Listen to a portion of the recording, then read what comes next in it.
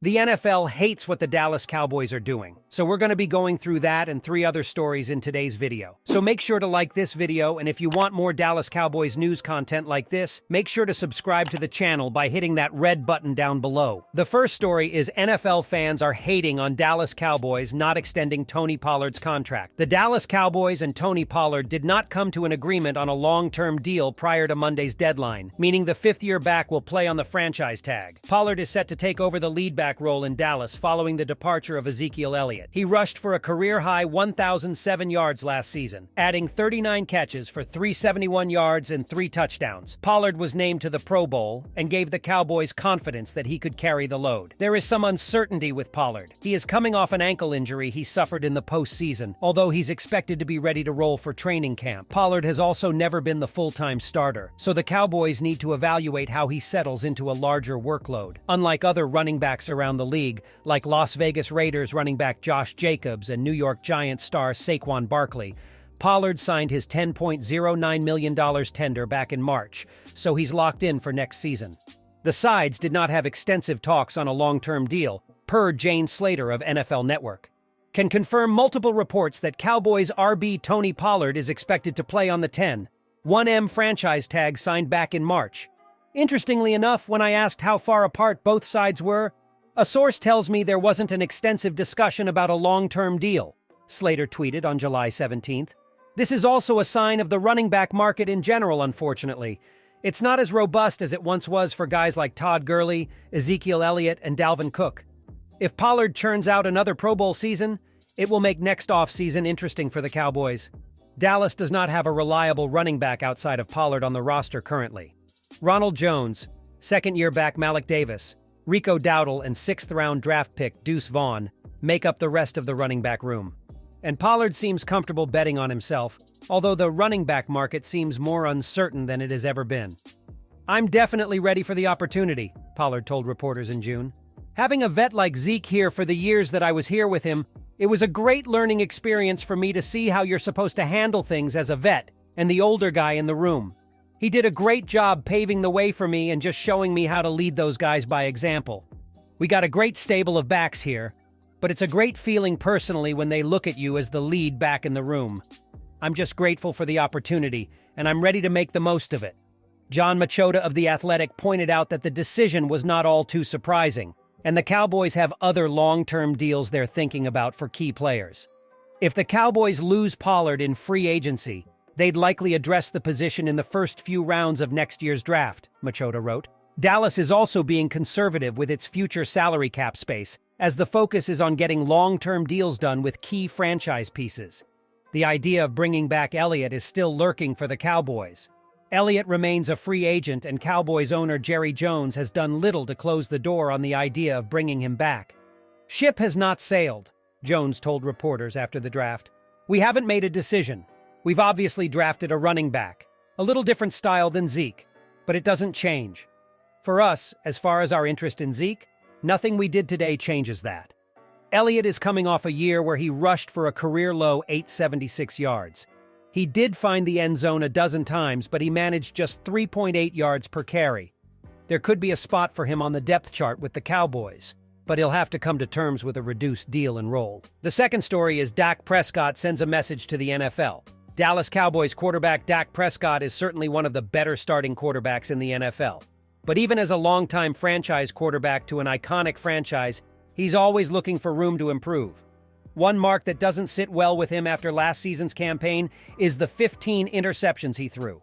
Prescott is confident that dubious distinction won't be repeated because he considers himself unlucky to have thrown 15 interceptions in the first place. "I know who I am, and you can go back and take away half of those off drops," Prescott told Gabriel Trevino of the Fort Worth Star-Telegram. "I'm not saying it's on the receiver, but if you cut that in half, then we start talking about those. Nobody is talking about it." Prescott knows that the scrutiny comes with being the starting quarterback of the Cowboys. "We are a talking point," the Cowboys QB said. "As you find something to talk about, that's the first thing to go to." Part of that confidence comes from communication with head coach Mike McCarthy, who is taking over play duties after relieving former offensive coordinator Kellen Moore of his duties. Some of it is the offense and them understanding exactly where we are. Prescott said. Mike does an amazing job with those guys. They know where to be, why to be, when they're getting looked at. That's going to be a big jump. Cowboys fans will certainly love what they hear as the season draws ever closer. On top of this, it might not be the highest profile move, or even the highest priority move, but the Dallas Cowboys, a source tells CowboysSI.com, are in the midst of contract negotiations with offensive lineman Terence Steele, with both sides hoping for a sort of cowboy-for-life deal. Steele, 26, has developed from a 2020 undrafted free agent from Texas Tech into a starting right tackle and a premium NFL run blocker. He is a sort of self-made man, as an NFL standout, showing immediately a level of maturity that caused buzz inside team headquarters, and as he successfully rehabs from his torn ACL, is still creating positive buzz. We are told any concerns about Steele's knee do not represent a great factor here. Coach Mike McCarthy has talked of the possibility of Steele missing the start of camp in Oxnard, but there are no great worries about his readiness for the NFL regular season. And it is at that time that Dallas could, assuming it chooses to do so, simply plug Steele back in at right tackle, with Tyron Smith at left tackle, and with Tyler Smith at left guard, to create a formidable line in front of Dak Prescott. We've seen the speculation about Steele's projected salary. Spotrac is writing about him being worth a 4-year, $52 million new deal. We have not been informed about the real numbers being discussed inside the Star for Steele, who is presently scheduled to play in 2023 under the terms of his 1-year, $4.3 million tender. We will say this.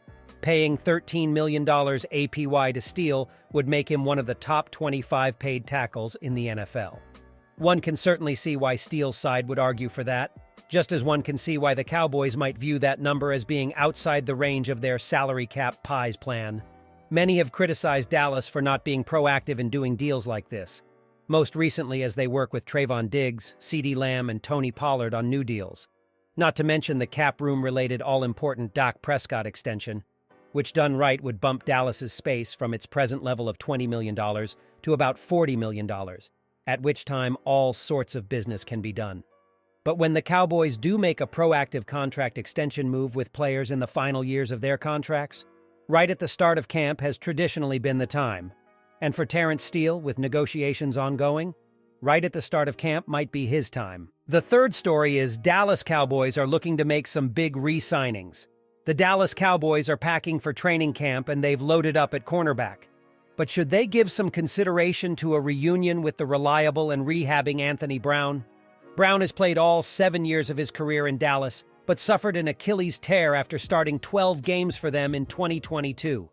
While the organization has assembled for itself a superstar cornerback duo in Trayvon Diggs and the recently acquired Stephon Gilmore, we wonder if Brown's familiarity in Dallas could lead to a reunion. A source tells CowboysSI.com that Brown, 29, has been doing some work inside the Star, mostly rehab-related, we assume. We are also told that he has spent considerable time in the Frisco area working out with his former Cowboys teammates.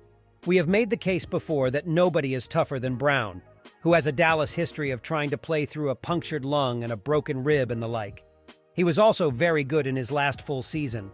In 2021, he had 71 tackles and 3 interceptions. If Dallas opts to not go this direction, it will most likely be as a result of the medical staff having insight into his rehab. But he would almost certainly come affordably, as has largely always been the case since he surprised many by making the Cowboys despite being taken late in the 2016 NFL Draft.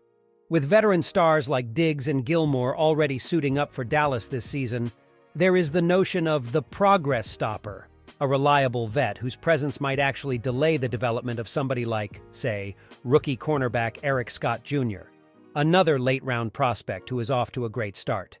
We know Brown is laying low here. He's not much for publicity, and he's rather let his performance do his speaking for him. How is he performing as he rehabs? Know this. The Cowboys, on a medical level, and via his old teammates, are staying plugged in. Over the last few years, the Dallas Cowboys have had some good success in the NFL Draft. Some of Dallas's greatest recent success stories have come from the first round, including stars such as receiver CeeDee Lamb and linebacker Micah Parsons. The Cowboys have also had success in later rounds too, drafting key players such as cornerback Trayvon Diggs and running back Tony Pollard. Strong drafting is often how championship teams are built, and the Cowboys seem to understand that. Dallas is hoping to find some more gems in its 2023 draft class, but also looking ahead to the 2024 draft. After all, the draft cycle has evolved into a year-long process, and the hype for the 2024 class is in full effect. ESPN recently released its first 2024 mock draft, and in said mock draft, the Cowboys select Florida Gators cornerback Jason Marshall Jr. at number 27 overall. Stephon Gilmore, who is turning 33 and entering the final year of his contract, doesn't seem to be in the Cowboys' long-term plans, and Trayvon Diggs is likely to become expensive in the near future.